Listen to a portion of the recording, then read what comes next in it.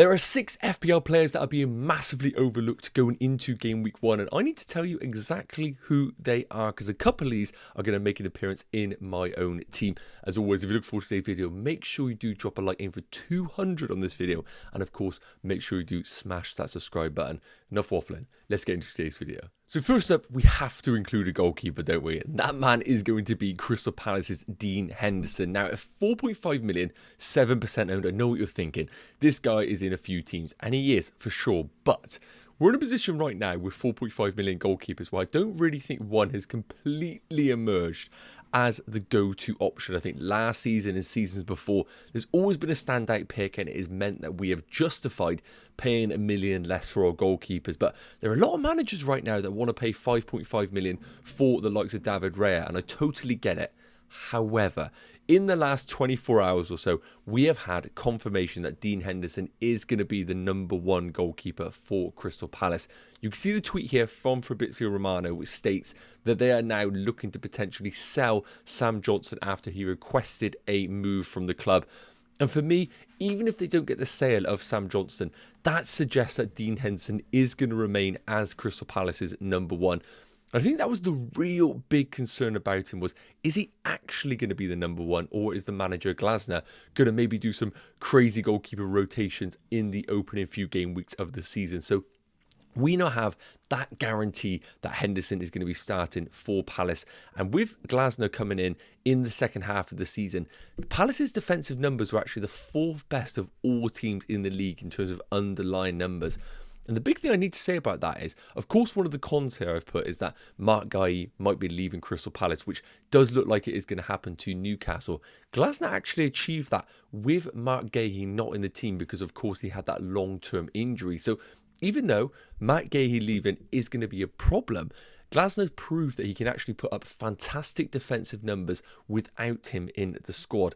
When we take a look at the fixtures as well, I would argue they are a little bit mixed for Crystal Palace. I think Brentford away in the opening game isn't ideal, especially if they do keep someone like an Ivan Toney. Game week 3 away against Chelsea, whatever you think about them, is still a tricky fixture. And either side of that, I think we have some favourable home games. And for me, when we're looking at 4.5 million goalkeepers, the reason why they're 4.5 is because they play in teams that aren't necessarily going to keep clean sheets week in, week out. But we know with goalkeepers that the way to get true big double-digit hauls is for them to also accumulate saves. And I really do think Henderson has the perfect balance of great underlying defensive numbers, save potential, and of course clean sheet potential. So for that reason, I think Dean Henderson is being massively overlooked, but I get it because the news is only recent. I expect that ownership to skyrocket in the coming days in preparation for the game week 1 deadline. Let me know who your current goalkeeper is, but off the back of that news, Henderson has now become my 4.5 million goalkeeper. So from the goalkeepers straight up into the forwards, we have got Fulham's Muniz coming in at 6 million and currently 7% owned. And again, 7% owned is decent. We're not saying that everybody is completely overlooking this guy, but I do think his ownership should be more than this. Now, of course, Haaland, Watkins, Alexander Isak, Havertz are higher owned, and I get it. They're playing for better teams and they are more established FPL options. However, I do think Muniz is being overlooked. So looking at the pros right now, off the back of last season, of course, was a breakthrough season from Muniz. So one of the things we do need to establish is, can he continue what we saw last season, or was that maybe just a purple patch that he's not going to be able to maintain going into this year? Well, 0.45 XG per 90, I think, is decent underlying numbers. Yes, we saw them tail off at the back end of the season, but his shot volume did continue, 4.11 shots per 90, which is fantastic. And of course, going into this season where forwards are actually getting rewarded for shots on target, hopefully Muniz, even though his shots on target were less, this shot volume is actually going to be a good thing for him in terms of the bonus points over the course of next season. The fixtures long term are really good. Yes, people are looking at game week 1 away against Man United thinking that isn't great and it isn't ideal. But this is a Man United team who had one of the worst defences in Europe last year.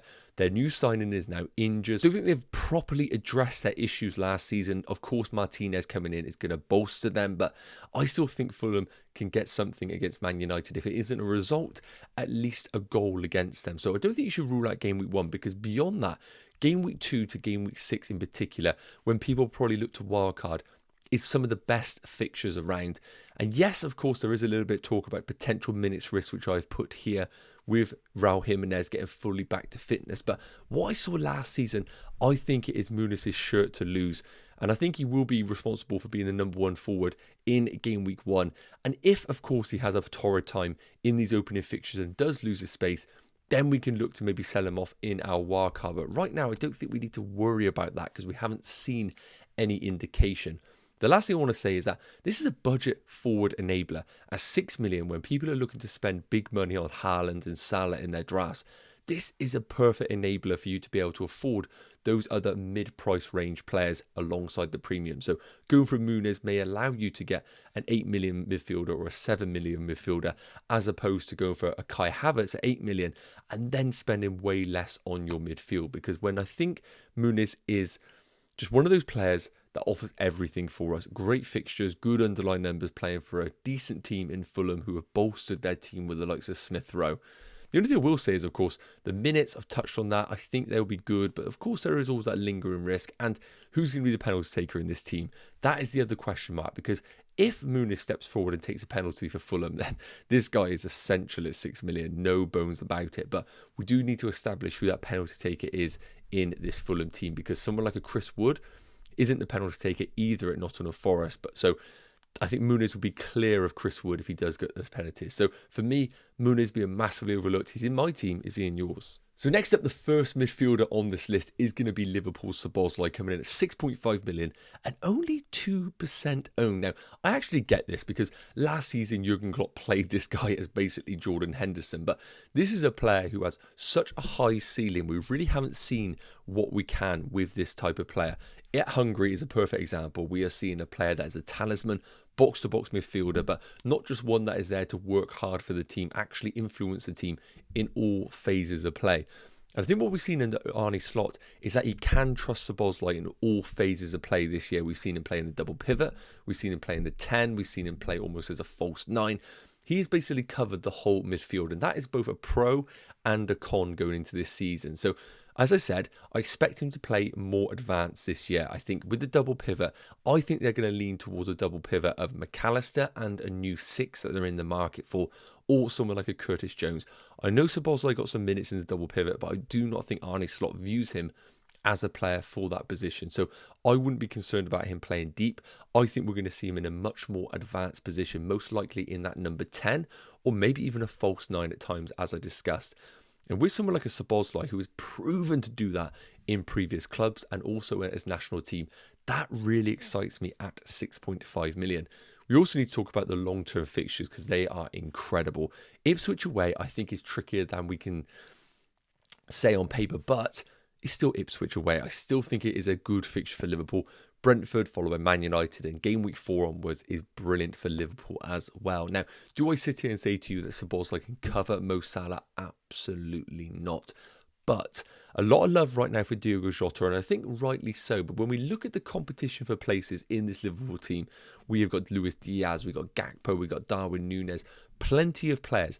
I think Szoboszlai, because of his versatility, is going to get more minutes than all of those players over these opening 6 game weeks.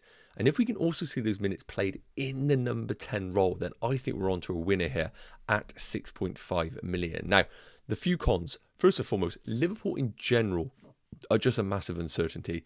I know Arne Slot's Liverpool has looked good in pre-season, but pre-season is a completely different beast to the Premier League.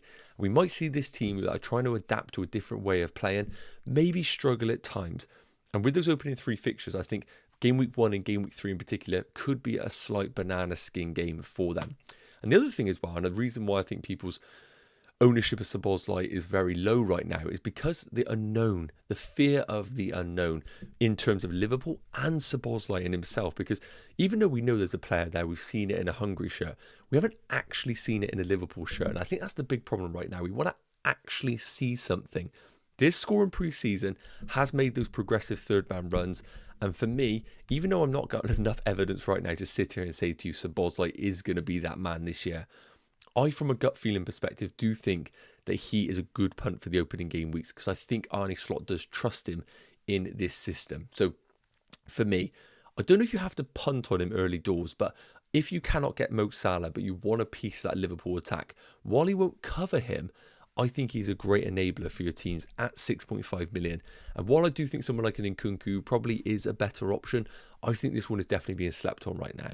Now, taking a look at another 6.5 million midfielder that is getting no love right now is going to be Chelsea's Madueke, 1% owned, which I think is crazy. So let's talk about the pros and cons about Madueke, because I think this is a really interesting player. So when we talk about players that are in form right now in pre-season, this is a perfect example of it. 3 goals in pre-season, but not only that, he has actually been playing very, very well in general. He is influencing the final third. Yes, he has been a little bit erratic sometimes in his play, but all in all, it has been really promising. And with Maresca in his system, he likes to play true wingers in his team. And Madueke ticks all of those boxes. Now, can I sit here right now and say to you that Cole Palmer is going to come in and take his place? I don't actually think he will, because Madueke is a slightly different player to that of Cole Palmer. Cole Palmer likes to link up with players, as we've seen.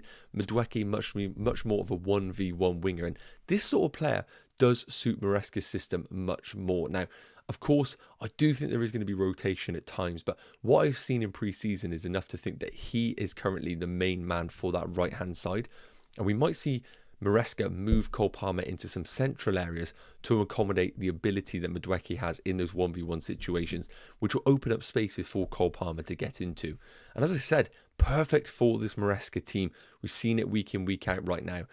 I think he's being slept on at 1% ownership. I really do, if you are looking at a shorter term player, because when we look at the fixtures longer term, I would say they're a little bit mixed. I don't think they're as good as everyone's making out. Wolves were a great team last year. Away is not going to be ideal.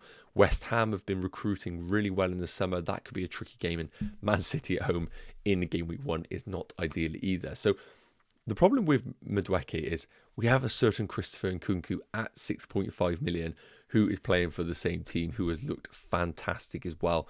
And while I can sit here and say to you, I do think Madueke is going to get some decent minutes, I also do think he could be susceptible to early substitutions if things aren't going well. Whereas Nkunku has proved that he can play in multiple positions in this Maresca system. He can play as an 8, as a 10, as a forward, as a left winger. And I think that's really going to suit Nkunku, similar to that of Szoboszlai, as we mentioned. Maybe it is going to be a slight problem because we don't really know where he is going to be in the pitch, but Nkunku is going to be on the pitch regardless. So I get it. I know why Madueke is being slept on, because Nkunku is the same price. But if you want to be a little bit different and you maybe want to go for a differential in the opening weeks, I do think Madueke has been as good as Nkunku in pre-season, if not better. Just people aren't really seeing it right now with Madueke. So let me know your thoughts. Are you one of the 1% that have Madueke in their teams? So coming back to the defenders, and I want to touch on this and say that I was one of the first people to hype up Lewis Hall in my original video. So if this does come to fruition, I want to make sure that I have put that on record here, because these two players, of course, being ex-Chelsea players, being a Chelsea fan, I would know how bloody good these two are. And I just can't fathom the fact that Eddie Howe is going to go into this season and be a stale manager once again, rolling out Trippier at right back and Dan Burn at left back, or even someone like a Lloyd Kelly. I just think Eddie Howe is a manager that always looks to evolve his teams, and I really do think he is a modern manager. And I think at his disposal, Livramento and Lewis Hall, not playing these this season is just going to be an absolute travesty on both his coaching ability and on these two players. So both coming in at 4.5 million, both 1% owned. I can guarantee you one of these two will break through into that Newcastle team. The big question is, which one is it going to be? Now, the reason why we want a piece of this is because, first and foremost, the opening fixtures are great. Southampton at home, Bournemouth away, Spurs at home. I think they're solid fixtures, and we know defensively Newcastle are a decent team. Now, Botman's going to be out until October, November, which is not ideal, but we know that they are currently in the market for a centre-back in the shape of Mark Gahey, who will be coming in at 4.5 million as his price has already been announced. And, of course, we do have alternatives in this Newcastle team that may be a little bit safer. If Mark Gahey gets locked in the next couple of days, I would expect him to come straight into this game week 1 team and we're going to see Mark Gahey be very popular. But being a centre-back isn't that exciting when we're looking at game week 1 options for our teams. I would much rather try and get the attacking fullbacks in an Eddie Howe system. Now, it's worth noting, at the time of recording, I have no guarantees that either of these are going to start game week 1, but I really do think one of these will break through into the team. We have 2 more friendlies for Newcastle, which hopefully will give us a bit more of an indication on where the likes of Trippier are at, because if he is not getting any minutes pre-season, you can almost lock down Livramento as your right back for these opening game weeks. And I think when we want a piece of these defenders, they offer so much attacking potential, and that is why we truly want them in our teams. Now, rotation risk, you know you're going to take that upon yourself, because if someone like Trippier is sitting on the bench, he could be a brilliant impact sub at times if they're looking for a slightly different delivery into this Newcastle attack. But all in all, if you want to be safe, go for Dan Burn, go for Mark Gahey, but I don't even think Dan Burn is a safe option right now. I think taking a punt on one of these 2, Livramento would be my number 1 pick, is a great option for your game week 1 teams. So the final player that I do think is a bit of an FPL gem is going to be Arsenal's Gabriel Jesus, who has been really good once again in pre-season, and a player that has been completely forgotten about last season, wasn't on anybody's radar, but looks like he may have had a little bit of revival. Taking a look at the quotes from Arteta off the back of their recent friendly, you can see that there is a different Gabriel Jesus that is being seen from Arteta, and maybe a bit more trust is being established with the Brazilian forward, because I don't think he was truly doing what Arteta wanted, that Kai Havertz was able to give Arteta. Now, I think this one comes as a massive caveat, and we'll come on to that in the cons section, but 2 goals in pre-season is really promising, and when he does play for Arsenal, his numbers are amazing. 0.43 XG per 90, again, no penalties in that. 0.28 expected assists per 90. We know with Gabriel Jesus that he's not only a goal threat in this Arsenal team, but he also brings other players into the system. And I want to put this on record that if Gabriel Jesus comes into this Arsenal team, I think Martinelli suddenly becomes, while a rotation risk, a brilliant option, because the connection we've seen with Jesus and Martinelli in previous seasons has been brilliant at Arsenal. So I do want to put that on record that if Jesus looks like he's going to be a starter, Martinelli also needs to be on your radar, but of course there is a slight rotation risk with Trossard, but I think Martinelli starts if Jesus comes into this team. And also, he's a cheap alternative to Kai Havertz. Now, of course, a few problems here and what I need to talk about with Gabriel Jesus. First and foremost, in their most recent friendly, we saw Jesus play as the number 9, Kai Havertz play as the left-sided centre mid.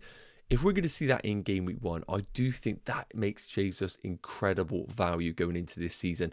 And I do think he'll be a better option than that of Kai Havertz for the opening game weeks. However, I do also question whether Gabriel Jesus is maybe just playing there in the meantime while they land a few more summer signings. We know that they're in for the Real Sociedad midfielder Marina to come in maybe as a left-sided centre mid or go into the pivot when Rice gets freed up. Maybe Arteta is just waiting for that to then play Kai Havertz as the number 9. And I think maybe what's happening is we could see Gabriel Jesus play as the number 9 with Havertz as the left-sided centre mid in the opening game weeks. And once the summer signings have come through the door, we might then see Kai Havertz go back as the number 9, and then we have their midfield complete. So I do think there is going to be risks with Gabriel Jesus if you do bring him in. I think this is a very short-term move, but with the Arsenal fixtures, I think you probably only want them short-term. Game week 1 against Wolves, I think, is a tough fixture, but I think defensively is a good game for Arsenal to have. And game week 3 against Brighton under a new management, I think that's going to be a classic case of maybe just Arsenal being too well-oiled machine against a Brighton team who are new and fresh under this manager. So if you want Gabriel Jesus, I would say to you, have him for 3 game weeks. Be willing to take the risk on him, because minutes could be a problem if they do land their summer signing and we see Kai Havertz revert to a forward. But if we see more positive news from Arteta and more game time in pre-season, then I think Gabriel Jesus is an amazing alternative to Kai Havertz at 7 million. Yes, guys, okay, so that's going to wrap up today's video. Of a week to go until that game week 1 deadline. I feel like we are starting to get an understanding of which players are actually going to be considerations for our game week 1 team.